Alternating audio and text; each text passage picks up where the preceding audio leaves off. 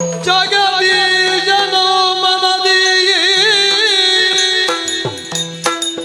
ಬಗೆ ಬಗೆಯ ಪುಷ್ಪಗಳನ್ನು ಕಾಣಿಕೆಗೆ ನುತ ಜಗದೀಶನು ಮನದಿ ಧ್ಯಾನಿಸುತ್ತಲಂದ ಯೋಧ್ಯೆಗೆ ಬಂದು ಸೀತಾಂಗನಾಮಣಿಯ ಕಂಡು ಪದಯುಗಕ್ಕೆ ಕುಸುಮಾದಿ ವಸ್ತುವ ಸಮರ್ಪಿಸಿ ನುತಿಸುತ್ತಿರಲೆಂದಳಾಯ ಅಮ್ಮ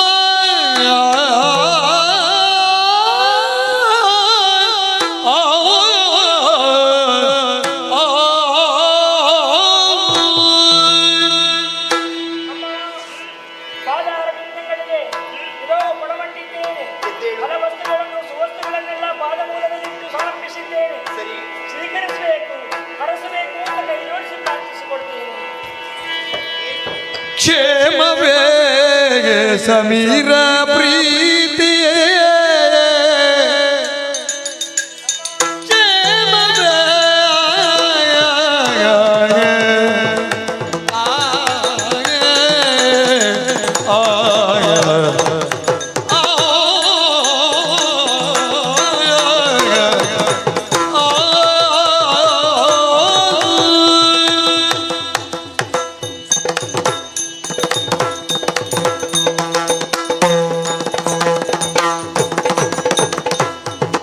ಕ್ಷೇಮವೇ ಸಮೀರ ಪ್ರೀತೆ ನಿಮಗಾದ ಶಮದಿ ಬರುವುದೇ ನಿಮಗಾದ ಶಮದಿ ಬಂದೆ ಪ್ರೇಮದಿ ಕುಳ್ಳಿರುವ ಪ್ರೇಮದಿ ಕುಳ್ಳಿರು ಮನದ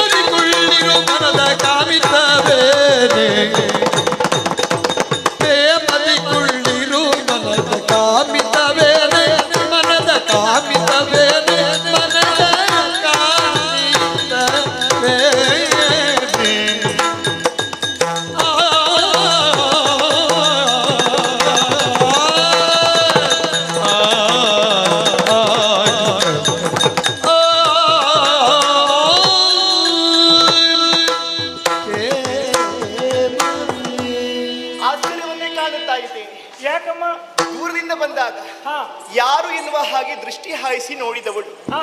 ಆಮೇಲೆ ಗೊತ್ತಾಯಿತು ಏನು ಬಂದವಳು ಅಂಜನಾ ದೇವಿ. ಬಹಳ ದೂರದ ಅಂಜನಾದ್ರಿಯಲ್ಲಿ ನನ್ನವರ ಕುರಿತಾಗಿ ಸದಾ ಧ್ಯಾನವನ್ನು ಮಾಡುತ್ತಾ ಇದ್ದವಳು. ಹೌದು. ಆದ್ರೆ ಈ ಕಾಲಕ್ಕೆ ಹಾಗಲ್ಲ. ಆ ಆಶ್ರಮದಿಂದ ಬಹಳ ಶ್ರಮ ವಹಿಸಿ ಈ ಕಡೆಗೆ ಬಂದ ಹಾಗೆ ಕಾಣುತ್ತಾ ಇದೆ ಅಂಜನಾ ದೇವಿ. ಮುಖಾವಲೋಕನ ಮಾಡಿದಾಗ ಏನೋ ಕಾಮಿತವನ್ನು ಇರಿಸಿ ಈ ಕಡೆಗೆ ಬಂದವಳು ಎನ್ನುವುದರಲ್ಲಿ ಅನುಮಾನವೇ ಇಲ್ಲ. ನಾನು ಯಾವಾಗಲೂ ಹೇಳುವುದುಂಟು, ಏನೆಂದು ನನ್ನನ್ನು ಕಾಣುವಾಗ ಕಾಣುವುದಕ್ಕೆ ಬರುವಾಗ ಇದೆಲ್ಲ ಬೇಡ ಅಂತ ಸುವಸ್ತುಗಳನ್ನು ಬಾಗಿನಾದಿಗಳನ್ನು ಇತ್ಯಾದಿಗಳನ್ನು ಕರೆದುಕೊಂಡು ಬರುವವಳು ನೀನು. ಮಾತ್ರ ಅಲ್ಲ, ನನ್ನ ಸೇವೆಯಲ್ಲಿ ನಿರತಳಾಗಿರುವವಳು ನೀನು. ಆದ್ರೆ ಈ ಕಾಲಕ್ಕೆ ಈ ರೀತಿ ಬರುವರೆ ಬಲವಾದಂತಹ ಉದ್ದೇಶ ಇರಲೇಬೇಕು. ಹಾಗಾಗಿ ಕೇಳುತ್ತಾ ಇದ್ದೇನೆ, ಏನು ಕಾರಣದಿ ಬಂದೆ? ನನ್ನಲ್ಲಿ ಹೇಳಬಾರ್ದೇನೆ? ಕೇಳಿದ್ದು ನಾನು ಹೇಳುವುದಕ್ಕೆ ಸುಲಭ ಅಂತ ನಾನು ಭಾವಿಸಿಕೊಳ್ತೇನೆ. ಓ ದೇವಿ, ದೇವಿ ಲಾಲಿಸುತ್ತವ ಕರುಣಾ ಕಟಾಕ್ಷದಿ ಅಮ್ಮ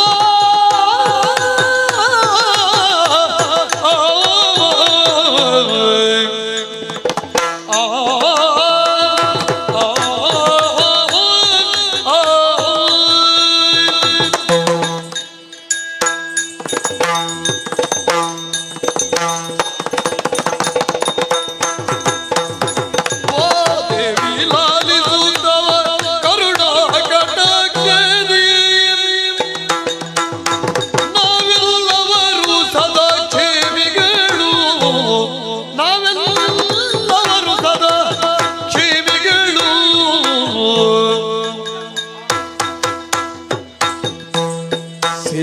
ಸೇವಕನಾಗಿರುವ ಹನುಮಂತ ನಿಮ್ಮ ಸೇವಕನಾಗಿರುವ ಹನುಮಂತ ನಿಮ್ಮ ಕೃಪಾ ವಿಶೇಷವ ಸಂಪಾದಿಸೆ ಕಡುಗಲು ಬಂದೆ ದೇವಿ ಲಾಲಿಸುತ್ತವ ಕರುಣ ಕಟಾಕ್ಷದಿ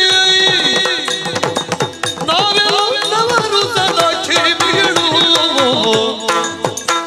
ಅಮ್ಮ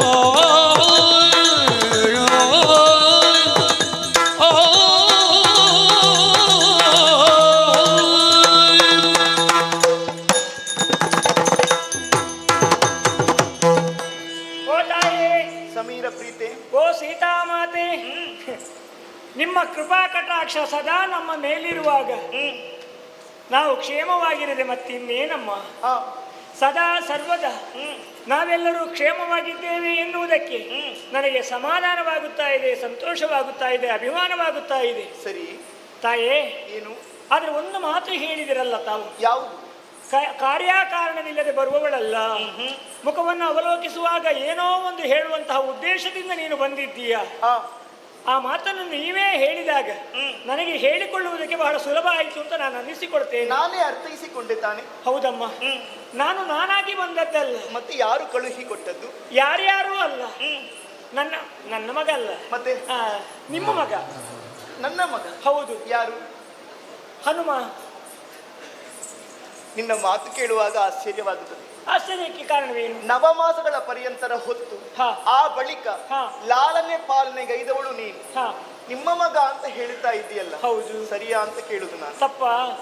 ತಪ್ಪಲ್ವಾ? ಹಡೆದವಳು ನಾನಾಗಿರಬಹುದು, ಆದರೆ ಪೊರೆದವಳು ನೀನಲ್ವೇ ತಾಯೇ. ಸರಿ, ಹಾ, ನಮ್ಮ ಮಗ ಅಂತ ಹೇಳೋಣ.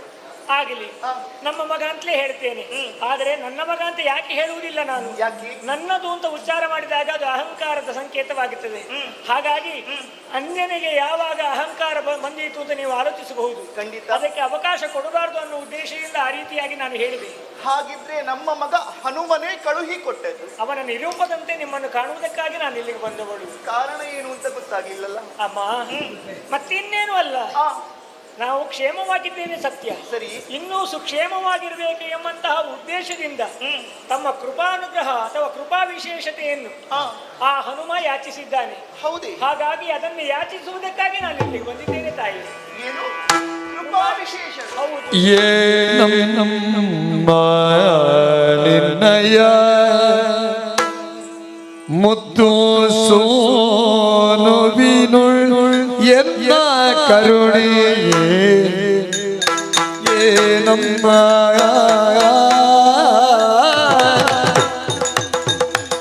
ಅಮ್ಮ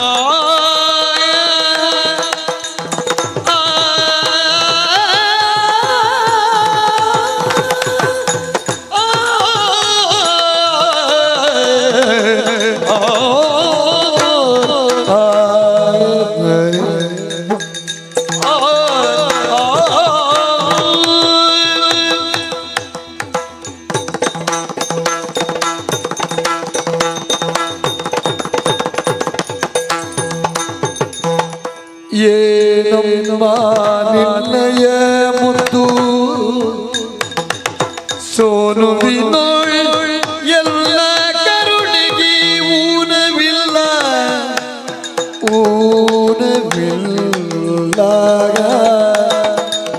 ನೀ ಬಂದ ನಿಧಾನವ ಬೇಡೋ ನೀ ಬಂದ ನಿಧಾನವ ಬೇಡು ಬಂದ ನಿಧಾನವ ಬೇಡು ಬೇಡ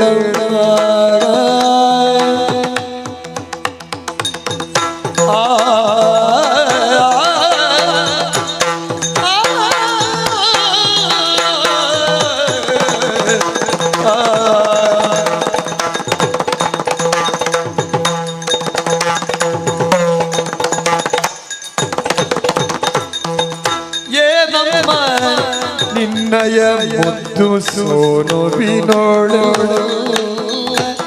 ಕರುಣೆಗೆ ಊನವಿಲ್ಲ ಊನವಿಲ್ಲ ನೀ ಬಂದ ನಿಧಾನವ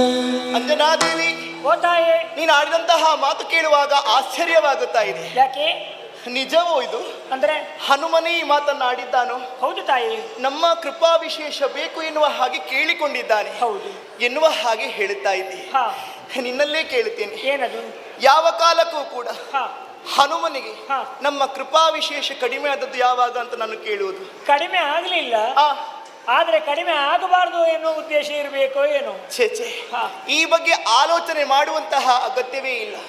ಯಾವ ಕಾಲಕ್ಕೂ ಹಾ. ಸದಾ ನಮ್ಮ ಕೃಪಾ ವಿಶೇಷ ಎನ್ನುವುದು ಹಾ. ಆ ಹನುಮನ ಮೇಲೆ ಸದಾ ಇರುತ್ತದೆ. ಇರ್ಲಿ. ಹೆಚ್ಚೇಕೆ, ಹಾ, ಈ ಹಿಂದೆ ಹಾ. ನಾನು ಅಶೋಕವನದಲ್ಲಿರುವಂತಹ ಸಂದರ್ಭ ನನ್ನನ್ನು ಕಾಣುವುದಕ್ಕೆ ಹನುಮನೇ ಬಂದಿದ್ದ. ಹೌದು. ನನ್ನವರು ಕೊಟ್ಟಂತಹ ಆ ಮುದ್ರಿಕೆಯನ್ನು ಹಾ, ನನ್ನ ಪಾಲಿಗೆ ಕೊಟ್ಟಂತಹ ಕಾಲಕ್ಕೆ ಹಾ, ನಾನೇ ಚೂಡಾಮಣಿಯನ್ನು ಹಾ, ಅವನ ಕೈಯಲ್ಲಿ ಕೊಟ್ಟಿದ್ದೆ. ಹಾ, ನೇರವಾಗಿ ಹ್ಮ್, ನನ್ನವರೇ ಕೊಟ್ಟ. ಹಾ, ಆ ಕಾಲಕ್ಕೆ ನಮ್ಮವರ ಸಂಪೂರ್ಣ ಕೃಪಾ ವಿಶೇಷ ಎನ್ನುವುದು ಹಾ. ಹನುಮನಿಗೆ ಸಿಕ್ಕಿದೆ. ಹೋ. ಹೆಚ್ಚೇಕೆ, ಏನಮ್ಮ? ಆ ಬಿಗಿಯಾದ ಅಪ್ಪುಗೆ ಹಾ, ಹನುಮನಿಗೆ ಸಿಕ್ಕಿದೆ. ಹೌದು. ಈ ಹೊತ್ತಿಗೆ ಕೃಪಾ ವಿಶೇಷ ಬೇಕು ಎನ್ನುವ ಹಾಗೆ ಕೇಳುತ್ತಾ ಇದ್ದೆ. ಹಾ, ಯಾವುದೇ ಸಂಕೋಚ ಬೇಡ. ಹಾ, ನಾನಾಗಲೇ ಹೇಳಿದ್ದೆ, ಹಾ. ಯಾವುದೋ ಒಂದು ಕಾಮನೆಯನ್ನು ಇರಿಸಿಕೊಂಡು ಬಂದವಳು ಎನ್ನುವ ಹಾಗೆ ಹಾ, ಮನಸ್ಸಲ್ಲಿರುವಂತಹ ಭಾವನೆಗಳನ್ನು ವ್ಯಕ್ತಪಡಿಸುವುದಕ್ಕೆ ಹಾ. ಮುಖವೇ ಅಂಗೈಗೆ ಹಿಡಿದಂತಹ ಕೈಗನ್ನಡಿಯಂತೆ. ಹೌದು. ಹೌದು ತಾನೆ? ಹೌದೇ ಹೌದು. ಯಾವುದೇ ಸಂದೇಹವನ್ನು ಇರಿಸಿಕೊಳ್ಳದೆ ಹಾ. ಏನು ಬೇಕು ಕೇಳಿಕೋ, ಹಾ. ನೆರವೇರಿಸಿಕೊಡ್ತೇನೆ. ಹೌದೇ ತಾಯಿ? ಹೌದೇ. ಹೇಳಿಕೊಳ್ಳಬಹುದು ತಾನೆ? ಸೀತಾದೇವಿಯೇ ಲಾಲಿಸಲ್ದನುಗೆ ಅಮ್ಮ ಪ್ರೀತನಾಗಿಗ ರಾಮದೇವನಲ್ಲಿ ಅಮ್ಮ ಸೀತಾ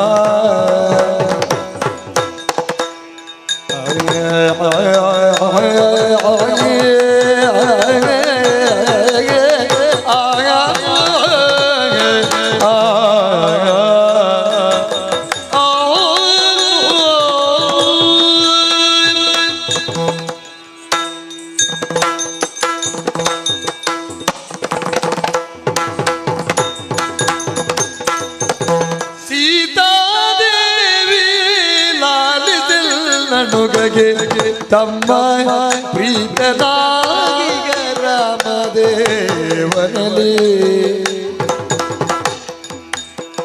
ನೂತನವಾದ ವಿವಾದವು ಸದ್ಯದಿಯೇ ನೂತನವಾದ ವಿವಾದ ಸದ್ಯದಿ ಬಗ ಭೀತಿಯುಳ್ ಅಟ್ಟಿದ ನಿಮ್ಮನುಗ್ರಹಕ್ಕಾಗಿ ಇದರ ಭೀತಿಯುಳ್ ಅಟ್ಟಿದ ನಿಮ್ಮನುಗ್ರಹಕ್ಕಾಗಿ ಸೀತಾ ಮಾತೆ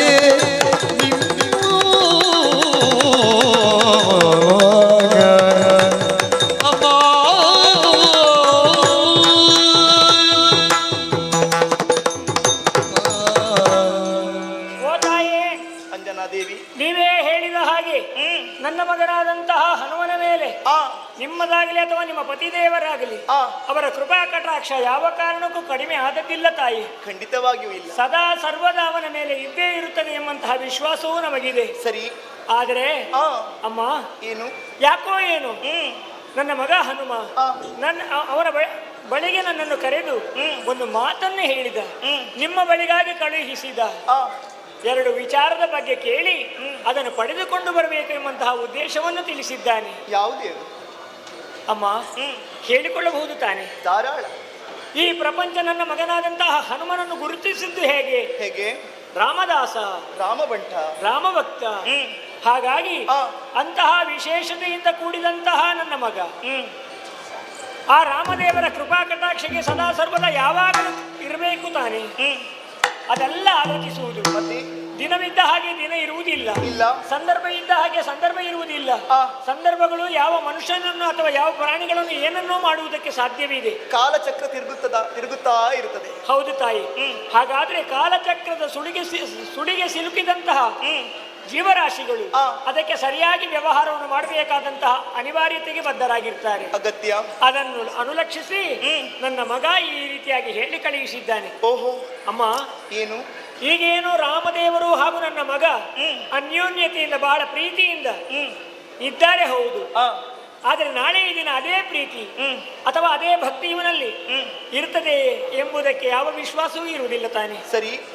ಒಂದು ವೇಳೆ ಆ ಕಾಲದ ಪ್ರವಾಹಕ್ಕೆ ಸಿಲುಕಿದಂತಹ ಅವರಲ್ಲಿ ಏನಾದರೂ ವಿಷಮ ಉಂಟಾಗಿ ಆ ವೈಮನಸ್ಸು ಉಂಟಾಗಿ ಆ ಕಲಹ ಏನಾದರೂ ಏರ್ಪಟ್ಟರೆ ಏರ್ಪಟ್ಟರೆ ಏನಾದೀತು ತಾಯಿ. ಆ ಹಾಗಾಗಿ ಆ ಆ ಪರಿಸ್ಥಿತಿಯನ್ನು ಸರಿಯಾಗಿ ಗಮನಿಸಿ ನನ್ನ ಮಗ ಒಂದು ಮಾತನ್ನೇ ಹೇಳಿದ್ದಾನೆ. ಏನು ಅಂತ? ಅಂತಹ ಪ್ರಕರಣ ಪ್ರಸಂಗಗಳು ಆ ರಾಮದೇವರ ಬಗ್ಗೆ ಅಥವಾ ಹನುಮನ ಜೊತೆಯಲ್ಲಿ ಸಂಘಟಿಸುವುದು ಅಂತಾದ್ರೆ ಅಲ್ಲ, ರಾಮಾಂಜನೇಯ ಕಾಳಗಾಗುವುದಕ್ಕೆ ಉಂಟೇನೆ? ಆಗುವುದಿಲ್ಲ. ಅಷ್ಟು ಅನ್ಯೋನ್ಯವಾಗಿರುವವರವರು ಆಗುವುದಿಲ್ಲ. ಒಂದು ವೇಳೆ ಆಗುವುದೇ ಇಲ್ಲ ಅಂತ ಹೇಳುವುದಕ್ಕೆ ಆಗುವುದಿಲ್ವಲ್ಲ. ಒಂದು ವೇಳೆ ಘಟಿಸಿತು ಅಂತ ಆದ್ರೆ ಘಟಿಸಿದರೆ ಏನಾದೀತು ತಾಯಿ. ಆಗಿ ಹೋದರೆ ಏನಾದೀತು ಎಂಬುದನ್ನು ಆಲೋಚಿಸಿ ಒಂದು ಮಾತನ್ನು ಕೇಳುವುದಕ್ಕೆ ಹೇಳಿದ್ದಾನೆ. ಏನು ಅಂತೆ? ಯುದ್ಧವೇ ಏರ್ಪಟ್ಟರೆ ರಾಮದೇವರು ಬಿಡುವಂತಹ ಬಾಣಗಳು ಅದು ಹನುಮನಿಗೆ ಯಾವ ರೀತಿಯಾಗಿಯೂ ಯಾವ ವಿಧವಾಗಿಯೂ ನೋಯಿಸಬಾರದು. ಅದು ಬಿಲ್ವ ಪತ್ರಗಳಾಗಿ ಅವನ ತಲೆಯ ಮೇಲೆ ಬೀಳುವಂತೆ ಆಗಬೇಕು ಎಂಬುದಾಗಿ ನಾವು ಅನುಗ್ರಹಿಸಬೇಕು. ಸಾಮಾನ್ಯ ಶರವನ್ನು ಪ್ರಯೋಗ ಮಾಡಿದ್ರೆ ಅದು ಬಿಲ್ವ ದಳಗಳಾಗಬೇಕು. ಹೌದು. ಆಮೇಲೆ ಒಂದು ವೇಳೆ ಕ್ರೋಧಾವಶನಾದಂತಹ ಶ್ರೀರಾಮಚಂದ್ರ ಬ್ರಹ್ಮಾಸ್ತ್ರವನ್ನೇ ಪ್ರಯೋಗ ಮಾಡುವುದಕ್ಕೆ ಮುಂದುವರಿದರೆ ಆ ಅಸ್ತ್ರ ನನ್ನ ಮಗನ ಕೊರಳಲ್ಲಿ ವೈಜಯಂತಿ ಮಾಲೆಯಾಗಿ ಮಾರ್ಪಡಬೇಕು ಎಂಬುದಾಗಿ ಹನುಮ ಕೇಳಿಕೊಂಡು ಬರುವುದಕ್ಕೆ ಹೇಳಿದ್ದಾನೆ. ತಾಯಿ ಅನುಗ್ರಹಿಸುವಂತಹ ಕೃಪೆ ಮಾಡಬೇಕು. ತಾವು ಬಹಳ ಬುದ್ಧಿವಂತ.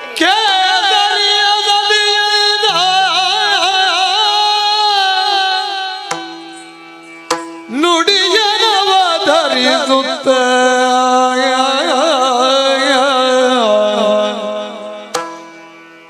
ಆ ಸೀತೆ ಯೋಚಿಸಿದಳಿತು.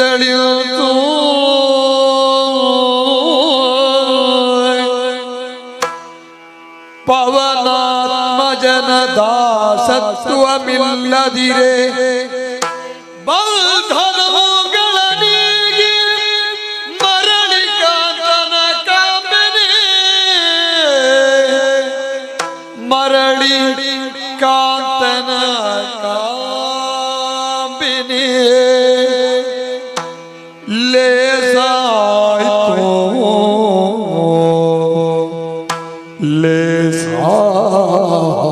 ಲೇಸಾಯ್ತಿವನ ಕೆಲಸಕ್ಕೆ ತಕ್ಕ ಸಂಬಳನ ಸಲ್ಲಿಸಲಿಲ್ಲ.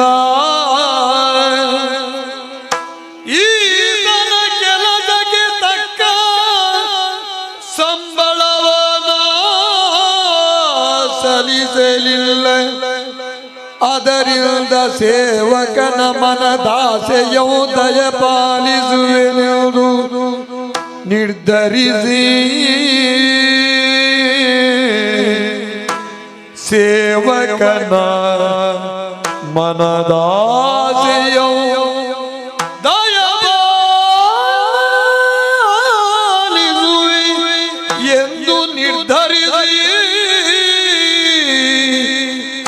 ಹನುಮಂತನ ದಾಸತ್ವ ಇಲ್ಲದಿರೆ ನಾ ಮರಳಿ ರಮಣನ ಕಾಂಬೆನೆ ಈತನ ಕೆಲಸಕ್ಕೆ ತಕ್ಕ ಸಂಬಳವ ಸಲ್ಲಿಸಲಿಲ್ಲ. ಹನುಮಾಯ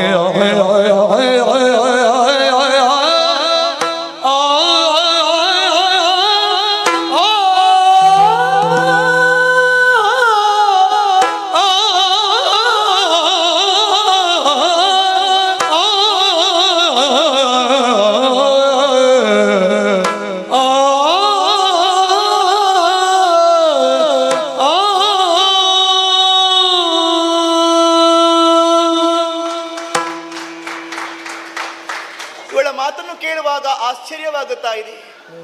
ಹನುಮನೇ ಕಳುಹಿಕೊಟ್ಟದ್ದು. ಅವನ ಆಸೆ ಮನದಂಗಿತ ಹೀಗೆ ಎನ್ನುವ ಹಾಗೆ ಸರಿಯಾಗಿ ಆಲೋಚನೆಯನ್ನು ಮಾಡಿ ಕಾಡಿನ ಸಾಮಾನ್ಯ ಕೋಡಗನೇ ಈತ ಖಂಡಿತವಾಗಿಯೂ ಇಲ್ಲ. ಜಿತೇಂದ್ರಿಯನಿದ್ದಾನೆ, ರುದ್ರಾಂಶ ಭರಿತನಿದ್ದಾನೆ. ಈ ಹಿಂದೆ ದೇವೇಂದ್ರನ ಕೂಡ ಕಾಡಾಕಾಡಿಯಾಗಿ ಭವರವನ್ನು ಕೊಟ್ಟ ಕಾಲಕ್ಕೆ ಆತನ ವಜ್ರಾಘಾತಕ್ಕೆ ಒಳಪಟ್ಟವನು. ಮಾತ್ರವಲ್ಲ ದೇವತೆಗಳಿಂದ ವಿಶೇಷವಾದ ಅನುಗ್ರಹವನ್ನು ಪಡೆದವ. ಬ್ರಹ್ಮನೇ ವರವನ್ನು ಅನುಗ್ರಹಿಸಿದ್ದ ಈ ಹಿಂದೆ. ಅವನ ಬ್ರಹ್ಮಾಸ್ತ್ರ ಎನ್ನುವುದು ಯಾವುದೇ ರೀತಿಯ ತೊಂದರೆಗಳನ್ನು ಕೊಡುವುದಿಲ್ಲ ಎನ್ನುವ ಹಾಗೆ ಈ ಹಿಂದೆ ನನ್ನು ಕಾಣುವುದಕ್ಕೆ ಬರುವಂತಹ ಸಂದರ್ಭ ಇಂದ್ರಾರಿ ಪ್ರಯೋಗ ಮಾಡಿದಂತಹ ಬ್ರಹ್ಮಾಸ್ತ್ರ ಏನೂ ಮಾಡಲಿಲ್ಲ. ಈತನೇ ಮಣಿದು ಆ ಬ್ರಹ್ಮಾಸ್ತ್ರದ ಬಂಧನಕ್ಕೆ ಒಳಗಾದ. ಹಾಗಿರುವಾಗ ಸಾಮಾನ್ಯ ಶರಗಳು ಬಿಲ್ವಪತ್ರೆಗಳಾಗಬೇಕು, ಬ್ರಹ್ಮಾಸ್ತ್ರ ವೈಜಯಂತಿ ಮಾಲೆಯಾಗಿ ಪರಿಣಮಿಸಬೇಕು. ಈ ರೀತಿಯ ವರಗಳನ್ನು ಕೇಳಿದ್ದಾನೆ ಎಂದ ಮೇಲೆ ಇದರ ಹಿಂದೆ ಯಾವುದೋ ಒಂದು ಉದ್ದೇಶ ಇರಬೇಕು. ಉದ್ದೇಶ ಏನೇ ಇರಲಿ, ನಾನು ಈ ಕಾಲಕ್ಕೆ ಈಡೇರಿಸಬೇಕಾದಂಥ ಆದ್ಯ ಕರ್ತವ್ಯ. ಯಾಕೆ ಮರಳಿ ನನ್ನವರನ್ನು ಸೇರುವುದಕ್ಕೆ ಅವಕಾಶವನ್ನು ಕಲ್ಪಿಸಿಕೊಟ್ಟ ರಾಮ. ಮಾತ್ರ ಅಲ್ಲ, ಈ ಹನುಮ ಲಂಕೆಯನ್ನು ಸೇರಿ ಸೀತಾನ್ವೇಷಣ ಮಾಡಿ ಆ ಮೂಲಕ ನನ್ನವರ ಕೂಡೆ ಮರಳಿ ದಾಂಪತ್ಯವನ್ನು ನಡೆಸುವುದಕ್ಕೆ ಅವಕಾಶವನ್ನು ಕಲ್ಪಿಸಿಕೊಟ್ಟವ ತಾನೆ. ಅವನು ದುಡಿದಂತಹ ಕೆಲಸಕ್ಕೆ ಯಾವುದೇ ರೀತಿಯ ವೇತನವನ್ನು ಕೊಟ್ಟವಳು ನಾನಲ್ಲ. ಯಾವುದೇ ಸೇವಕನಾಗಿರಲಿ ಬೆಳಗಿಂದ ಸಂಜೆಯವರೆಗೆ ದುಡಿಯುತ್ತಾನೆ, ಆಮೇಲೆ ಯಜಮಾನನಾದವನು ಅವನಿಗೆ ವೇತನವನ್ನು ಕೊಡ್ತಾನೆ. ಅಂತಹ ವೇತನವನ್ನು ಇದುವರೆಗೆ ನಾನು ಕೊಟ್ಟವಳಲ್ಲ. ಸರಿ ಸರಿ ಅನುಗ್ರಹಿಸದೆ ಸರಿ ಎನ್ನುವ ಹಾಗೆ ಯೋಚನೆ ಮಾಡಿದ್ದೇನೆ. ಅಂಜನಾ, ಅಮ್ಮ ಯೋಚನೆಯನ್ನು ಮಾಡಬೇಡ. ನೀನು ಕೇಳಿದಂತಹ 2 ವರಗಳನ್ನು ಖಂಡಿತವಾಗಿಯೂ ಅನುಗ್ರಹಿಸ್ತೇನೆ. ಸರಿ, ಹೆದರುವಂತಹ ಅಗತ್ಯವೇ ಇಲ್ಲ. ಹನುಮನಿಗೆ ಹೋಗಿ ಹೇಳು, ಅಮ್ಮ ವರಗಳನ್ನು ಕೊಟ್ಟಿದ್ದಾಳೆ ಎನ್ನುವ ಹಾಗೆ. ಹೌದೇ ತಾಯಿ? ಹೋಗಿ ಶುಭವಾಗಿ. ಹೋಗಿ ಬರ್ತೇನೆ ತಾಯಿ.